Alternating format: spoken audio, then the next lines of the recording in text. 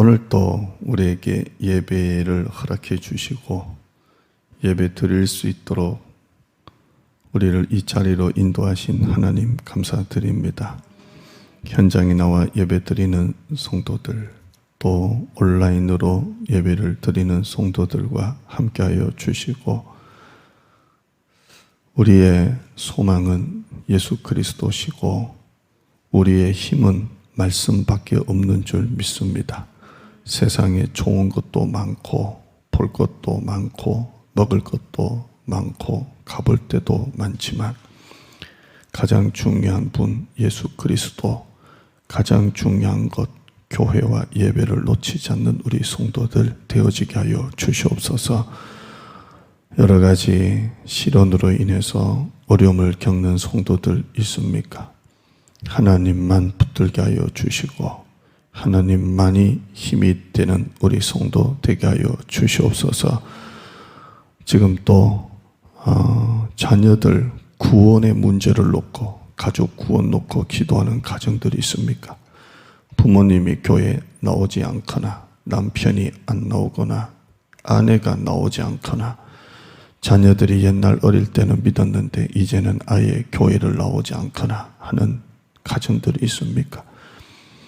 가족 구원을 향한 기도는 절대 포기하지 않게 하여 주시고 매일매일 가족 구원을 위해서 기도하는 우리 성도들 되게 하여 주시옵소서.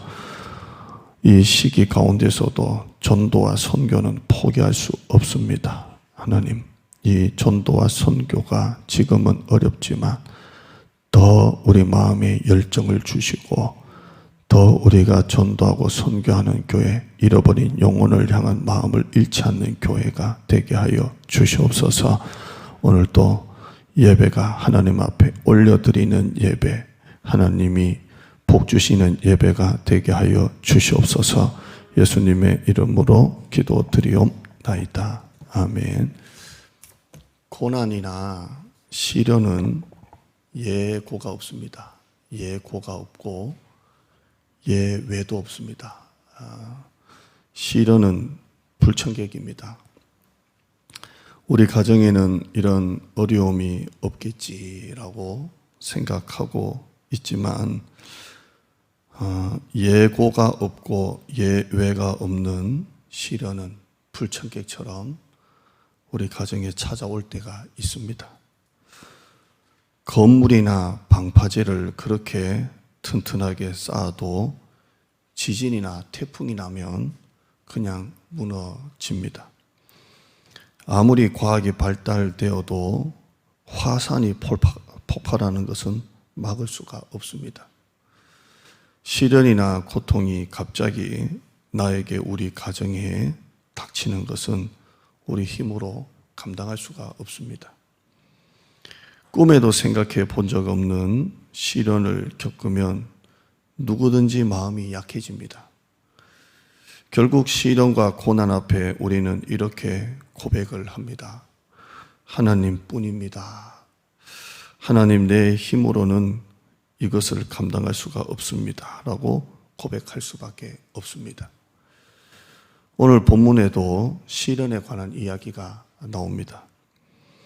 예수님과 제자들이 길을 걷다가 날 때부터 맹이 있는 사람을 만나게 됩니다. 이 맹인은 오늘 성경에 보면 날 때부터 맹인이라 그렇게 말합니다. 제자들이 이 맹인 된 사람을 보면서 평소에 느끼고 있던 고난의 문제, 시련에 대한 문제를 예수님께 묻습니다. 오늘 1절, 2절 말씀 보면 이렇게 나와 있죠. 평소에 제자들이 느끼는 고난의 문제였습니다. 1절 한번 다시 읽을까요? 시작. 예수께서 길을 가실 때에 날 때부터 맹인된 사람을 보신지라. 2절에요. 제자들이 물어 이르되 라비여, 이 사람이 맹인으로 난 것이 누구의 죄로? 그의 부모니까. 제자들의 고민은 고난이 왜 오느냐, 시련이 왜 오느냐, 환난이 왜 오느냐, 그 원인에 대한 고민입니다. 주님, 이 사람이 날 때부터 앞을 보지 못하는 고난을 지금 겪고 있는데 왜 이 사람이 이런 고난을 겪냐는 겁니다. 저 사람이 날 때부터 앞을 보지 못하는 시련을 당한 이유가 죄 때문이 아닙니까? 자기 죄입니까? 부모의 죄입니까? 이렇게 묻습니다. 뭔가 죄를 지었으니까 고난을 당한 거 아닙니까? 아니면 이 사람이 날 때부터 소경이었으니까 부모가 무슨 죄를 지어서 이렇게 된 거 아닙니까? 그래서 제자들의 시련에 대한 그 관점은 죄였습니다. 죄 때문이 아닙니까? 이렇게 물었습니다. 제자들은 죄의 관점으로 시련을 보았습니다. 죄 때문이 아닙니까? 이 제자들의 질문을 가만히 들여다보면 사람들이 시련을 당한 것이 죄와 연결된다는 겁니다. 자기가 지은 죄든 부모의 죄든 조상의 죄든 죄 때문이 아닙니까? 이렇게 합니다. 여러분, 욥이 엄청난 고난을 당했을 때에 욥의 친구들이 찾아오지요. 그 친구들이 하는 말이 한마디로 뭡니까? 까닭 없이 이런 시련을 당할 리가 있냐? 이유가 없이 너에게 그런 시련이 올 리가 있냐? 너 혹시 죄 아니냐? 이렇게 접근을 합니다. 시련을 죄의 관점으로 보는 겁니다. 시련과 죄를 연결시키는 겁니다. 여러분, 하나님은 죄를 깨닫게 하시려고, 죄를 끊게 하시려고 시련을 줄 때도 있습니다. 저도 제 나름대로의 시련을 겪으면서 제 자신의 죄를 깨달을 때가 있습니다. 아, 내가 교만했구나. 내가 말씀대로 살질 않았구나. 그래서 저의 교만을 깨닫게 되고 저의 죄를 알게 되고 그 죄를 끊을 때가 있습니다. 아, 내가 하나님을 바로 믿어야 되겠구나. 그럴 때가 있습니다. 시련을 당하면 자기의 죄를 깨닫고 자기의 교만을 깨닫고 회개합니다. 그러나 고통이나 시련을 제자들이나 욥의 친구들처럼 죄의 관점으로만 보면 두 가지 실수를 하게 됩니다. 첫째는 자기를 향해서 자꾸 자책합니다. 자책을 하게 돼요. 하나님은 시련을 통해서 회개하게 하시는 하나님이시지 자책하게 하시는 하나님은 아닙니다. 할렐루야. 오늘 그 다음 한번 보실까요? 화면 한번 읽어보시죠. 시작. 회개는 하나님의 사랑이고 자책은 마귀의 미혹이다. 밑에요. 회개는 변화를 주지만 자책은 죄책감을 준다입니다. 여러분, 하나님은 시련을 통해서 뭘 하게 하시는 분이세요? 회개하게 하시는 하나님이세요. 회개를 통해서 뭘 깨닫게 돼요? 하나님의 사랑을 알게 돼요. 그리고 내 삶에 변화가 일어납니다. 그런데 이 회개를 죄의 관점으로 자꾸 몰고 가면 회개를 통해, 이 시련을 통해서 회개가 일어나는 게 아니라 뭐가 일어난다고요? 자책이 자꾸 돼요. 그러면서 뭘로 몰고 가요? 죄책감으로 몰고 가는 겁니다. 그러면 하나님이 주시는 시련과는 전혀 다른 가는 겁니다. 이게 마귀가 하는 거예요. 마귀는 시련을 통해서 자책하게 만들고 죄책감으로 몰고 갑니다. 시련은 우리를 회개시키는 하나님의 사랑이 들어 있습니다. 그러나 자책을 하면 죄책감으로 이어져서 영적으로 무너지는 것입니다. 두 번째, 죄의 관점으로 계속 몰고 가면 두 번째는 다른 사람을 향해서 판단하고 정죄하게 됩니다. 공동체 안에서도 누군가 어려움을 겪으면 죄의 관점으로 보게 되면 아, 저 사람이 죄 때문이 아닌가 이렇게 보게 돼요. 그러니까 죄의 관점으로 보게 되면 두 가지 실수를 하게 돼요. 첫째는 자기를 향해서는 자책하게 되고 죄책감으로 빠지게 되고, 두 번째는 나는 의롭고 다른 사람, 시련에 빠진 사람은 판단하고 정죄하는 우를 가지게 됩니다. 불청객 같은 시련이 찾아올 때 크게 세 가지의 반응이 있습니다. 첫째는 원망과 불평입니다. 원망입니다. 내가 그동안 가정을 위해서, 남편을 위해서, 아내를 위해서, 회사를 위해서, 교회를 위해서 그렇게 열심히 살았는데 결과가 이것뿐인가? 원망이 자꾸 생깁니다. 내가 그동안 하나님을 위해서 얼마나 열심히 했고 내가 가정을 위해서 얼마나 열심히 살았는데 결과가 고작 이건가? 이런 원망이 생깁니다. 분노가 생기고 짜증이 생기고 자꾸 마음에 힘든 것들이 쓴뿌리가 되어서 자꾸 올라옵니다. 고작 이것밖에 안 되나 이렇게 합니다. 두 번째는 실망과 절망과 낙심이 찾아옵니다. 시련이 찾아올 때 희망을 포기하는 겁니다. 여러분, 시련 앞에 가장 쉽게 여러분이 선택할 수 있는 것은 포기입니다. 포기하면 됩니다. 포기. 희망을 버리고 삶을 포기하면 가장 쉬운 겁니다. 제가 목회를 하면서 목회에 가장 쉬웠던 게 뭐냐라고 보니까 포기였습니다. 정말 비전을 가지고 하나님 주신 꿈을 가지고 막 열심히 하는데 반대가 일어나고 오해가 생기고 이럴 때 제가 할 수 있는 가장 쉬운 것은 포기였습니다. 안 하면 되지. 내가 안 하면 장로님들이 반대할 것도 없고 교인들이 싫어할 것도 없고 이렇게 영적으로 싸울 것도 없고 포기하면 되지. 포기하면 가장 쉬웠어요. 여러분, 마귀가 시련 앞에 가장 여러분에게 접근하는 게 포기하는 거예요. 희망을 접어라. 넌 안 돼. 포기하는 겁니다. 세 번째는 의심입니다. 하나님이 살아계시면 어떻게 이런 일이 일어날 수 있을까? 왜 하필 우리 가정에 나에게 이런 일이 일어난 것인가? 하나님은 정말 살아계신가? 하나님은 정말 사랑이 많으신 하나님이신가? 세 가지가 일어나요. 첫째는 뭐예요? 원망이에요. 자꾸 원망이 생겨요. 욥은 하나님을 향해서 한 번도 원망한 적이 없다고 했는데 원망이 자꾸 생겨요. 내가 열심히 산 결과가 이게 뭔가? 두 번째는 절망입니다. 희망을 포기하는 거예요. 그냥 안 되겠지.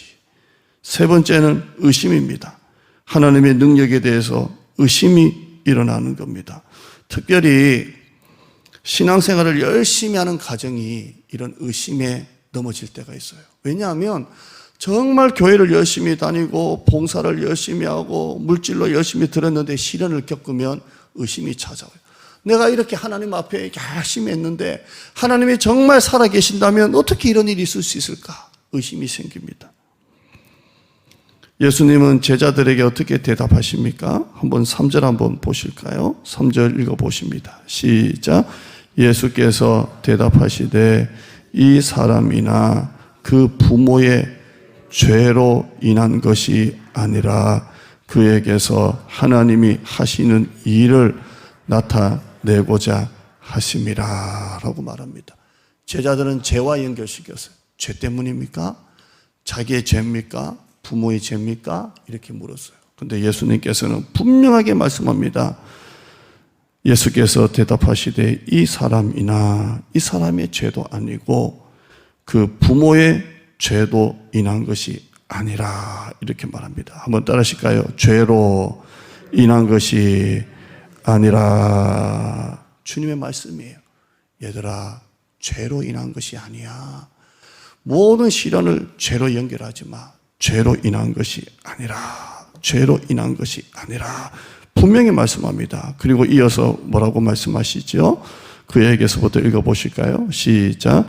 그에게서 하나님이 하시는 일을 나타내고자 하심이라. 주님이 제자들의 대답을 이렇게 하죠. 죄로 인한 것이 아니다. 따라하실까요? 죄로 인한 것이 아니라.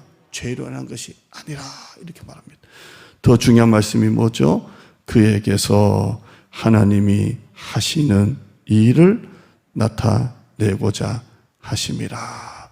죄의 관점을 목적의 관점으로 바꿔주셨어요. 자, 이 사람이 시련을 겪는다면 죄 때문입니까? 그래서 사고를 당한 겁니까? 그래서 저렇게 부도를 맞은 겁니까? 그래서 저렇게 큰 병에 걸린 겁니까? 할 때 주님은 죄로 인한 것이 아니라 그 가정을 통해서, 그를 통해서 하나님이 하시고자 하는 일을 나타내고자 하심이라 라고 말합니다. 죄의 관점이 아니라 하나님의 목적의 관점으로 바꿔주신 거예요.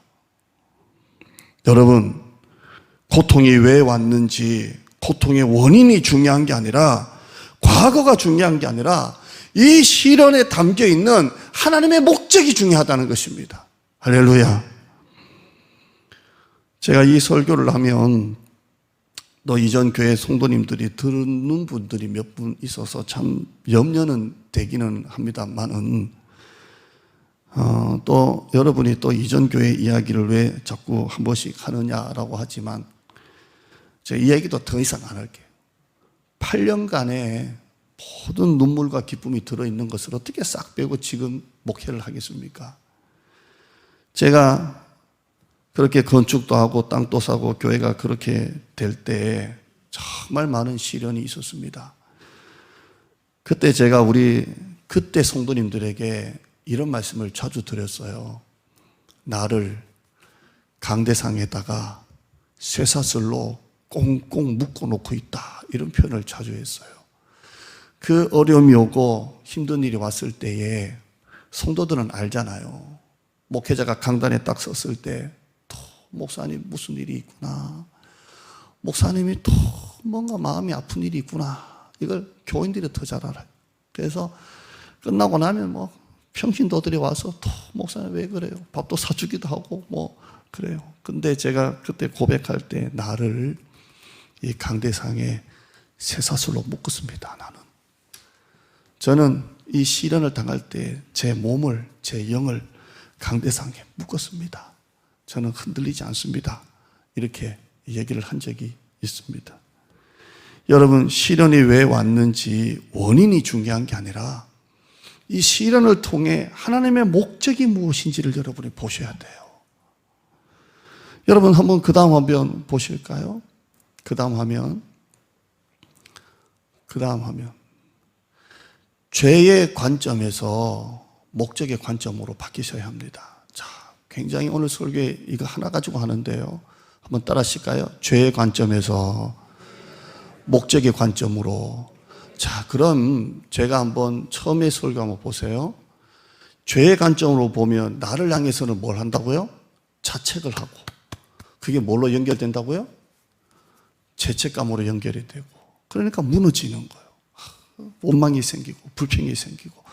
또 남을 향해서는 뭐가 되는 거예요? 죄의 관점으로 보면 판단하고 정죄하는 거예요. 은근히 나는 의롭고 저 사람은 뭔가 죄가 있다고 판단하고 정죄한다고요. 겉으로는 힘들죠 하고 손잡아 주지만 속으로는 내 속에 교만이 올라올 때 있다고요. 죄의 관점으로 보면 그래요. 그래서 시련을 겪는 가정을 손잡고 기도해 주면서도 은근히 나는 의롭고 이 사람은 뭔가 있어, 이렇게 한다고요. 이 죄의 관점을 목적의 관점으로 바꾸는 거예요. 그래서 여러분의 가정을 보는 거예요. 저도 목회하면서 정말 시련을 겪고 8분의 장로님 가운데 4가정이 나가고 40명이 나가고 80명이 나가고 100명 이상 떨어져 나갈 때 제 몸을 강대상에 묶었다고요. 묶으면서 이것이 나의 자책으로 이어지는 것이 아니라 분명한 하나님의 목적이 있다. 목적이 있다. 하실 일이 있다. 이렇게 보셔야 돼요. 그러니까 여러분 가정에 시련이 오고 환난이 왔을 때 죄의 관점이 아니라 하나님의 목적의 관점으로 보면 하나님이 분명히 우리 가정을 통해서 나타내실 일이 있다라고 보셔야 돼요. 여러분이 다른 사람의 시련을 겪을 때 그 손을 꼭 잡아주면서도 죄의 관점이 아니라 목적의 관점으로 보고 하나님이 당신의 가정에 분명히 나타내고자 하시는 일이 분명히 있을 것입니다라고 축복해 줘야 돼요. 이 관점 하나가 시련을 완전히 다르게 바꾸는 거예요. 욥은 모든 것을 다 잃었잖아요. 10자녀 다 잃고 모든 재산 다 잃고 건강 다 잃고 아내마저도 하나님을 욕하라 할 정도로 죽으라 할 정도로 아내도 아주 못됐고, 그러나 욥은 죄의 관점이 아니라 목적의 관점으로 시련을 해석한 거예요. 내가 가는 길을 그가 하시나니 그분이 나를 단련하시면 내가 순금같이 되어 나오리라. 나는 일정한 음식보다 그분의 입에서 나오는 말씀을 더 귀하게 여기는구나. 내가 그분의 말씀을 바로 걸으며 좌우로 치우치지 아니하고 그 걸음을 바로 따라 살아가겠다고 그렇게 고백을 합니다. 시련을 죄의 관점으로 보면 자책하고 죄책감으로 무너져 버리는 거예요. 그게 원망이 되고 불평이 되는 거예요. 그리고 하나님을 향한 의심이 되고, 내가 그렇게 교회 열심히 나왔는데 결과가 이게 뭐냐? 내가 그동안 헌금한 게 얼만데, 내가 목회자를 그렇게 잘 섬겼는데 고작 이것밖에 안 되냐? 그래서 신앙을 버리잖아요. 그러나 목적의 관점으로 보면 하나님께서는 분명히 우리 가정을 통해서 나타내실 일이 있을 거야. 제가 만약에 이전 목회지에서 너무 힘들어서 그냥 포기했다면 제가 우리 교회 왔겠습니까? 목회는 그냥 그대로 끝나는 거예요. 저는 할 수 있는 게, 가만히 보니까 나는 뭘 할 수 있을까? 뭘 할 수 있을까? 제가 21살 때 교육전서 나갔는데 22살 때 중등부 애들 한 50몇 명 되는 아이들이 앙케이트 조사를 해가지고, 우리 전도사님 아니었으면 뭘 제일 어울리는 직업이 뭘까라고 할 때 뭐가 나왔을까요? 얘기 드렸죠? 자동차 세일즈맨이 1등 뭐 이런 게 나왔는데, 야, 어떻게, 저는 정말 예수 안 믿으면 내가 할 게 뭘까?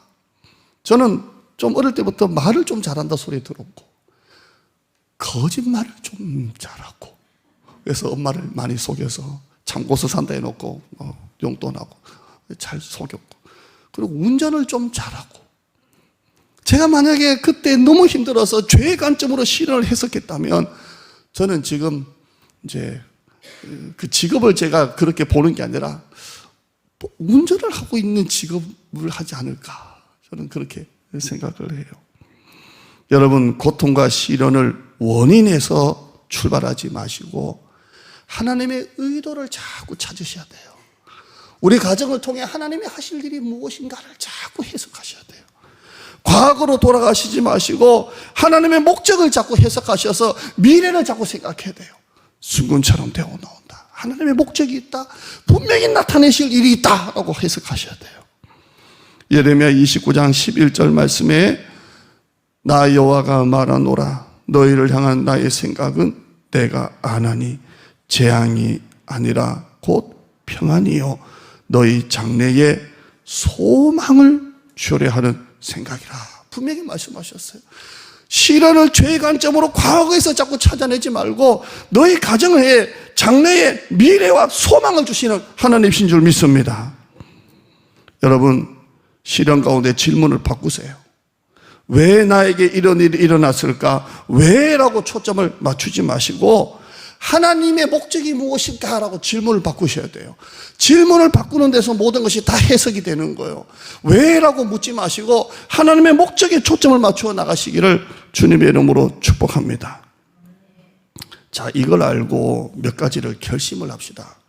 첫째는 적용입니다. 첫째는 그럴수록 감사합시다. 그럴수록 감사합시다. 마귀가 하나님을 안 믿는 사람들에게는 손가락으로 머리를 꾹 이렇게 눌렀답니다. 하나님을 안 믿는 사람들 꾹 눌렀답니다. 그러니까 하나님을 안 믿는 사람들이 머리를 꽉 누르니까 아프다고 욕이 막 튀어나오고 저주가 튀어나오고 원망이 튀어나오고 아프다고 막 그러더랍니다. 그래서 하나님을 믿는 사람은 어떻게 반응할까 싶어서 하나님을 믿는 사람은 주먹으로 얼굴을 확 후려쳤답니다. 그러니까 하나님을 믿는 사람은 너무 아프니까 주저앉아가지고 저 얼굴을 감싸고 크게 괴로워하고 울더랍니다. 그리고 일어서더니 뭐라고 하냐면 하나님께서 주신 이 시련에 대해서 감사합니다 라고 말을 하더랍니다. 여러분, 삶 속에 하나님을 모르는 사람은 조금만 머리를 눌러도 원망, 불평, 온갖 욕설이 나오는데 하나님을 믿는 사람은 얼굴을 후려쳐도 하나님, 이 시련에서 감사합니다 라고 감사했다는 것입니다. 여러분, 삶 속에 어떤 어려움이 오고 시련이 와도 감사하셔야 돼요. 그럴수록 감사하셔야 돼요. 역대상 16장 34절에 여호와께 감사하라. 그는 선하시며 그의 인자하심이 영원함이로다 라고 말씀하셨어요. 하나님은 선하신 하나님이세요. 언제나 우리에게 좋은 것을 주세요. 여러분, 선하시다는 말이 뭐예요? 항상 우리에게 베스트를 주신다는 거예요. 그 모든 고난도 합력하여 가장 베스트를 주시는 분이 하나님이십니다. 빌립보서 4장 6절에 아무것도 염려하지 말고 다만 모든 일에 기도와 간구로, 아무것도 염려하지 말고, 이 시련 가운데 아무것도 불안해하거나 염려하지 말고 다만 모든 일에 기도와 간구로 너희 구할 것을 감사함으로 하나님께 아뢰라. 여러분이 시련 가운데 아무것도 염려하지 말고, 아무것도 염려하지 말고 다만 모든 일에 여러분이 닥친 모든 일에 기도와 간구로 감사함으로 하나님께 아뢰시기를 바랍니다. 골로새서 2장 7절에 믿음에 굳게 서서, 한번 따라 하실까요? 믿음에 굳게 서서, 믿음에 굳게 서서 감사함을 넘치게 하라. 믿음에 굳게 서서 감사하셔야 돼요. 믿음에 굳게 서서 감사함을 넘치게 하라. 좋은 일이 있어도 감사하시고, 시련을 당해도 감사하시고, 하나님의 은혜에 감사합니다. 어떤 상황에서도 같은 기도를 드리시는 여러분 되시기를 축복합니다. 두 번째는 그럴수록 믿음을 세우셔야 돼요. 세우셔야 돼요. 진짜 믿음은 시련을 통해서 만들어집니다. 진짜 믿음은 시련을 통해서 만들어집니다. 여러분, 다니엘 기도 제가 이렇게 주보에 오늘 앞면에도 이렇게 제가 올려드렸는데, 이 다니엘 기도에 여러분 한번 듣고 계세요? 매일매일 듣고 계세요? 저는 이 다니엘 기도를 올해 이렇게까지 열심히 드러날 정도로 정말 열심히 들어요. 다니엘 기도를 그냥 열심히 들어요. 목사님들이 나와서 설교하는 거 한 부분이 있는데 그거는 이제 일단은 생략하고 간증을 그렇게 들어요. 그런데 그 간증을 듣는데 와, 어떻게 이런 믿음을 가질 수가 있을까? 어떻게 이렇게 신앙생활을 할 수 있을까 할 정도로 정말 간증들이 너무 좋아요. 김은진 사모님 간증 하나 있습니다. 제가 그전에도 그 간증 하나 소개해 드렸는데요. 이 김은진 사모님, 신앙의 유산과 믿음의 여정이라는 제목으로 간증을 했습니다. 제가 이 간증을 듣다가 설교 준비하려고 또 한 번 듣고 이렇게 한 4번째 들었는 것 같은데요. 4번 다 울었어요. 여러분, 이 간증 한번 꼭 한번 들어보세요. 모든 간증이 너무 좋은데 이 간증은 이상하게 시작할 때부터 끝까지 그렇게 눈물이 나대요. 그렇게 눈물이 나요. 할머니 신앙, 이분이 탈북한 여성입니다. 북한에서 신앙생활 하다가 우리나라 이렇게 오신 탈북하신 여성인데 할머니 신앙에 대해서 이야기를 합니다. 이 할머니가 성경책이 하나님의 말씀이고 얼마나 소중하게 성경책을 다뤄야 되고 한 글자라도 성경 말씀은 다 믿어야 되고 이 신앙 이야기를 이제 할머니니까 아들 가정, 이 손녀, 손자, 손녀 이렇게 이제 했겠죠. 이렇게 신앙에 대해서 얘기를 하는데요. 대대로 예수 믿는 가정인데 공산당원을 피해서 집에서 몰래 예배를 드립니다. 이제 문을 탁 닫고 커튼을 치고 불빛 하나 새어나가지 않게 해서 예배를 드리는데 자기 아버지가 양복점을 했답니다. 그래서 손님들이 많이 들락날락거리니까 자기들만 예배 드리는 게 아니라 이렇게 크리스찬들이, 성도들이 와서 같이 이렇게 예배도 드리고 했던가 봐요. 원래 양복집이니까. 그러다가 어느 날 갑자기 아버지가 끌려가고 그 신앙 때문에 발각이 돼서 끌려가고 아버지가 학교 갔다 오니까 벌써 끌려간 거예요. 그리고 다시는 아버지를 볼 수 없고 그 학교 갈 때 아버지가 자기 신발끈을 뭐 이렇게 해줬다나 뭐 장갑을 해줬다나 그러면서 그리고 끌려가고 다시는 볼 수가 없고 아버지가 잡혀가고 난 다음에 학교 가니까 친구들이 반동분자라고 제 아빠가 간첩대장이라고 막 놀림을 받고 그러면서 이렇게 결국 할머니도 아버지가 잡혀가고 난 다음에 결국 할머니도 돌아가시고 할머니가 다 돌아가시고 난 다음에 뭐 이렇게 저렇게 막 쭉 얘기가 있는데요. 자기가 마음이 힘들어서 아버지도 끌려가고 할머니도 돌아가시고 뭐 이럴 때 혼자 길에서 걸을 때, 정말 혼자 길에서 그 친구도 없고 걸을 때 하나님밖에 없어서 하나님만 찾았답니다. 이분의 간증이 뭐라고 하냐면, 하나님 세 글자만 불러도, 하나님 이 세 글자만 불러도 얼마나 눈물이 쏟아졌는지 모른다고 그렇게 신앙생활을 하는 거예요. 하나님 아버지, 우리 집 상황 다 아시지요? 제 모습 다 보고 계시지요? 지금 소리 내면서 하나님을 찾지는 못하지만 지금 이 상황에서 이곳에 사는 동안에 주님의 말씀대로 바르게 잘 살아갈 수 있도록 도와주세요. 이 믿음 끝까지 지켜서 영원한 하나님의 나라에 갈 수 있도록 도와주세요. 그곳에서 할머니와 아버지 기쁘게 만나게 해주세요. 하늘나라에 대한 소망과 그리움으로서 이렇게 하루하루 산 거예요.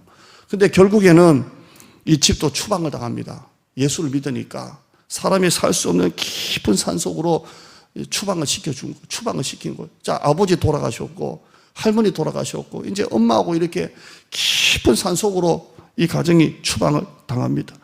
여기도 산이고 저기도 산이고 다 사방이 산이랍니다.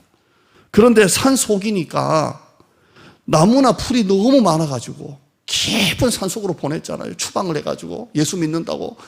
아버지는 잡혀가서 다시 오진 않고 깊은 산속으로 보냈는데 나무나 풀이 너무 많으니까 땔감이 하도 많아가지고 늘 따뜻하게 방에 불을 피울 수 있어서 너무 감사했고, 들에 풀이 너무 많으니까 풀 뜯어가지고 짐승을 키워가지고 그 짐승을 팔아가지고 하면서 식량을 사고 하면서 그렇게 생활비로 하면서 또 너무 감사하고, 나무 뿌리를 달빛 삼고 잡초 삼아가지고 곡식을 심어가지고 식량을 보태고 그렇게 하고, 보이부는 공산당은 살지 못하는 곳으로 추방을 했는데 하나님이 우리 가정을 위해서 예배해 놓으신 피난처였다는 거예요. 사람이 살 수 없는 곳으로 추방했는데 그곳에 너무 나무나 풀이 많으니까 그걸로 따뜻하게 방에서 잠을 자고 그걸로 가축을 키워가지고 팔고, 그리고 거기는 산속이라서 아무도 안 오니까 마음껏 찬양하고 기도하면서 이곳은 하나님께서 우리 가정을 향해 예배해 놓으신 피난처였다는 겁니다. 성경책을 빼앗기고 아버지가 잡혀가고 할머니가 돌아가셨지만 마음속에 심겨진 그 믿음들을 통해서 고난 가운데 더 확고해지고 더 단단해지고, 할머니가 읽어드렸던 성경 말씀, 찬양을 머릿속에 다 기억했다가 공책에다가 다 일일이 적었대요. 그러면서 그걸 가지고 찬양하고 그랬다는 거. 고난의 밤이 깊었지만 살아계신 하나님을 더 깊이 만날 수가 있었답니다. 지금은 우리나라로 이렇게 와서 북한을 품고 기도하는 남자를 만났대요. 그래서 그분이 목회자가 되고 이분이 그분과 결혼해서 사모님이 되고 세 자녀를 낳고 목회를 지금 하고 있답니다. 뉴코리아 교회 목회를 하고 있다고 그렇게 말합니다. 여러분, 밤하늘의 별은 밤이 깊을수록 더 선명하게 보입니다. 고린도전서 10장 13절 말씀에 이렇게 말씀합니다. 시작. 사람이 감당할 시험 밖에는 너희가 당한 것이 없나니 오직 하나님은 미쁘사 너희가 감당하지 못할 시험 당함은 허락하지 아니하시고 시험 당할 즈음에 또한 피할 길을 내사 너희로 능히 감당하게 하시느니라. 아멘. 밤하늘의 별이 캄캄할수록 별이 더 선명하게 보이는 겁니다. 사람이 감당할 시험 밖에는 너희가 당한 것이 없나니. 한번 따라 하실까요? 사람이 감당할 시험 밖에는 너희가 당한 것이 없나니. 이게 무슨 말씀이에요? 아무리 힘든 시험도 내가 감당할 만한 시험만 준다는 거예요. 지금은 내가 정말 감당하기 어려운 시험인 것 같아도 하나님은 너희가 감당할 시험밖에는 하나님이 주신 적이 없다고 말씀하고 있습니다. 감당할 만한 시험만 주신다는 거예요. 한번 따라 하실까요? 감당할 만한 시험만 주신다. 아무리 그 시련이 힘들어도 감당 못할 시험이에요. 감당할 만한 시험이에요. 감당할 만한 시험만 주신다고 말씀합니다. 이 말씀을 믿으시기를 축원합니다. 아무리 시련이 나에게는 지금 힘들어도 감당할 시험밖에는 하나님께서 허락하지 않습니다. 오직 하나님은 미쁘사 너희가 감당하지 못할 시험 당함은 허락하지 않으신다고 말씀해요. 아무리 시련이 힘들어도 감당할 만한 시험, 감당하지 못할 시험은 하나님이 주시지 않습니다. 그 어떤 시련이라도 감당할 만한 시험만 주십니다. 또한 시험 당할 즈음에는 피할 길을 내주시고 너희로 능히 감당하게 하시느니라 라고 말씀합니다. 여러분, 어떤 시련이 와도 그럴수록 믿음을 바로 세우셔야 돼요. 흔들리지 말고 믿음을 바로 세우시기를 축복합니다. 말씀의 결론입니다. 읽고 마치시죠. 시작. 고난 때문에 하나님께 멀어지는 자가 아니라 고난 통해서 하나님께 가까이 나아가는 자가 되시기를 축복합니다.